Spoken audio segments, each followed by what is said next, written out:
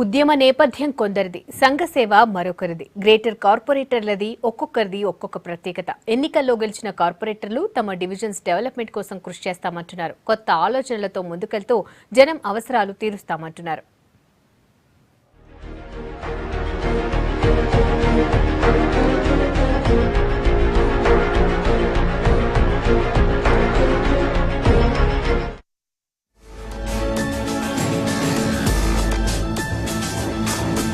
Greater లో కొత్తగా ఎన్నికైన కార్పొరేటర్లంతా డివిజన్ డెవలప్మెంటే లక్ష్యం అంటున్నారు. ప్రజా సమస్యలు పరిష్కరిస్తామని చెబుతున్నారు. ఉద్యమ నేపథ్యం స్థానికంగా గుర్తింపు ఉండడంతో గ్రేటర్ ఎన్నికల్లో గెలిచి కార్పొరేటర్స్ అయ్యామంటున్నారు.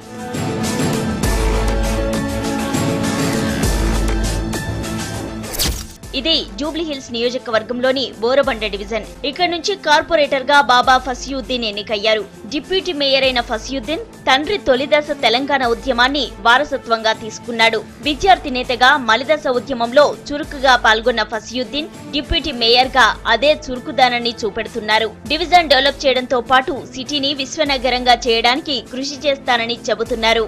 బోరాబండలో గతంలో బోరాబండ అంటే సమస్యల బండ. ప్రతి గల్లీలో పెద్ద స్లమ్ ఇది.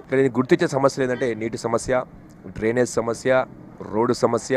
దాంతో పాటుగా ఇక్కడ ఉన్న వాళ్ళు మాక్సిమం 50% వాళ్ళు కిరాయి ఇళ్లలో ఉంటున్న వాళ్ళు. గత ప్రభుత్వాలు 1+1 ఇల్లుగా కట్టించి ఇచ్చారు. మా దగ్గర ఒక వీకర్ సెక్షన్ అనే ఏరియా ఉంటుంది, 1+1 కట్టించారు.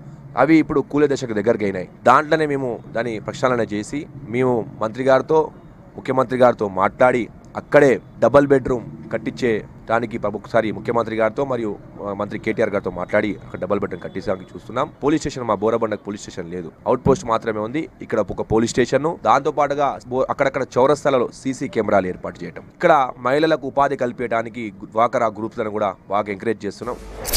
ఇదే సెగ్మెంట్ లోని మరో డివిజన్ రెహ్మత్ నగర్. ఇక్కడ నుంచి అబ్దుల్ షఫీ కార్పొరేటర్ గా ఎన్నికయ్యారు. సామాజిక కార్యక్రమాలతో ప్రజలకు దగ్గరైన అబ్దుల్ షఫీ విద్యావంతుడిగా, వ్యాపారవేత్తగా ఈ ప్రాంత ప్రజలకు సుపరిచితుడు. చదువుతోనే సమస్యలన్నింటికీ పరిష్కారం దొరుకుతుందని చెబుతున్నారు. డివిజన్ లో వైద్య సేవలపై దృష్టి పెడతానంటున్నారు షఫీ. రెహ్మత్ నగర్ డివిజన్ లో ముఖ్యమైన పని ఏముందంటే డ్రైనేజ్ వర్క్ చాలా ఇబ్బంది ఉంది. ఇప్పుడు 10 సంవత్సరాల నుంచి ఇక్కడ మొత్తం పని చేయకుండా వదిలేసింది ఎక్కువ పనులు ఉన్నాయి. Maximum water problem, drainage problem, అలాగని మంచినీళ్ళు ప్రాబ్లం. మంచినీళ్ళు కొన్ని జాగాల్లో ఇంత వస్తున్నాయి, మొత్తం రోడ్ మీద వదిలేస్తున్నారు. ఏం ప్రాబ్లమ్స్ ఉన్నా కూడా నా పర్సనల్ నంబర్ ఇచ్చి వచ్చాను. ఏం ప్రాబ్లం ఉన్నా కూడా 24 hours నాకు కాల్ చేయొచ్చమ్మా, మీరు తప్పకుండా మీకు అందుబాటులో ఉంటానని చెప్పాను. ఫస్ట్ ముఖ్యం ఏమంటే ఇక్కడ డబుల్ బెడ్రూమ్ ఇల్లు చాలా అవసరం ఉంది. ఇది మెదక్ జిల్లా పటాన్చేరు నియోజకవర్గంలోని పటాన్చేరు డివిజన్. ఇక్కడ నుంచి కార్పొరేటర్ గా శంకర్ యాదవ్ గెలిచారు.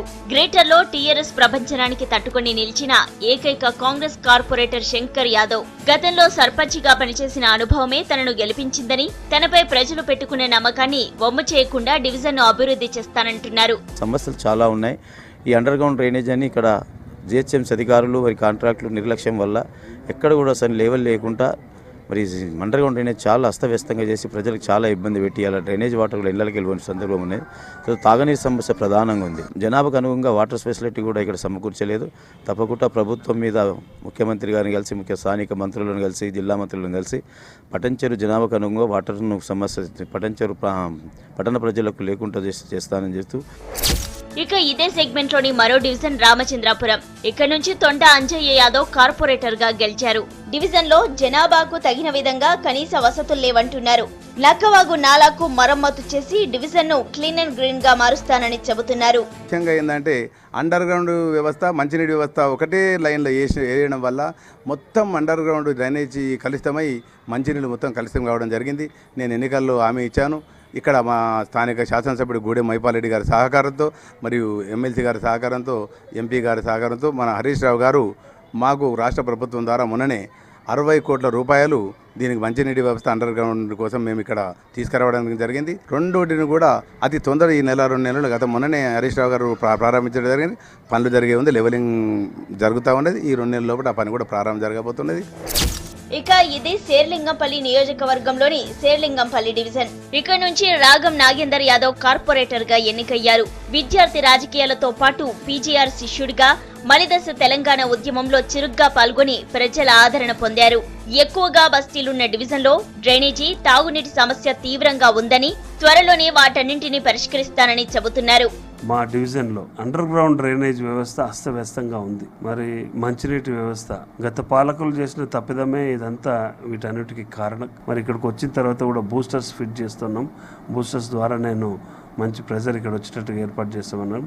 ఈరోజు మెరుగైనటువంటి వాటర్ ఇవ్వడం జరుగుతూ ఉంది. ఇంతకుముందు వారానికి ఒకసారి 9 రోజులకు ఒకసారి వస్తుంది. ఈరోజు 3 రోజులకు ఒకసారి సుమారు గంటన్నర పాటు వచ్చేటట్టుగా ఏర్పాటు చేయడం జరుగుతుంది. నగర శివార్లతో పాటు సిటీ సెంటర్లో ఉన్న డివిజన్ల డెవలప్మెంట్ కోసం కృషి చేస్తామని చెబుతున్నారు నయా కార్పొరేటర్స్. వార్డుల్లోని సమస్యలను ప్రజలు తమ దృష్టికి తీసుకొస్తే వెంటనే పరిష్కరిస్తామంటున్నారు.